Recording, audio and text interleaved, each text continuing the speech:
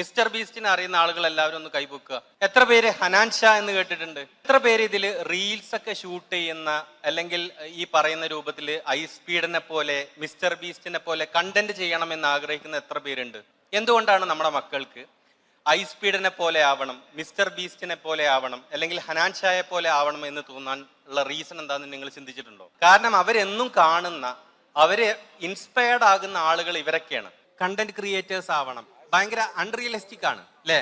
എത്ര ആളുകൾ content creators ആയിട്ട് സക്സസ്ഫുൾ ആയി മാറുന്ന ആളുകളുണ്ട്. നമ്മുടെ കൂട്ടത്തിലുള്ള വളരെ കുറച്ച് ആളുകൾക്ക് മാത്രമേ എന്ത് ചെയ്യുന്നുള്ളൂ, ആ ഒരു ഓപ്പർച്യൂണിറ്റി അവരുടെ മുന്നിൽ ഉണ്ടാവുകയുള്ളൂ എന്നുള്ള വാസ്തവം, ആ റിയാലിറ്റി നമ്മൾ എല്ലാവരും മനസ്സിലാക്കേണ്ടതാണ്. നമ്മൾ പലപ്പോഴും നമ്മൾ മിസ് ഔട്ട് ആകുന്ന, നമ്മുടെ കൂടെ തന്നെ ജീവിക്കുന്ന ആളുകളുടെ ഒരുപാട് റിയൽ ആയിട്ടുള്ള ഇൻസ്പയറിംഗ് ആയിട്ടുള്ള സക്സസ് സ്റ്റോറീസ് ഉണ്ട്. ഒരു 10-15 വർഷത്തെ മുൻപ് വലിയൊരു ധാരണയൊന്നും ഇല്ലാത്തടത്തുനിന്ന് ഞങ്ങൾ എന്ത് ചെയ്തിട്ടുണ്ട്, ഇതേപോലെ IIT-കളിലും IIM-കളിലൊക്കെ എത്തിയിട്ടുണ്ട്.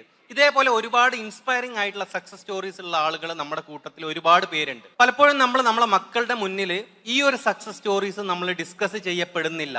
ഇങ്ങനത്തെ ആളുകളുടെ സക്സസ് നമ്മൾ എന്ത് ചെയ്യുന്നില്ല, വേണ്ട രൂപത്തിൽ ഡിസ്കസ് ചെയ്യുന്നില്ല. അതുകൊണ്ട് തന്നെ നമ്മുടെ മക്കളുടെ ഇൻസ്പിറേഷൻസ് ആകുന്നത് ഹനാൻ ഷാമാരുകളും ഹൈ സ്പീഡുകളും മിസ്റ്റർ ബീസ്റ്റുകളും ആയിട്ട് മാറുകയാണ്.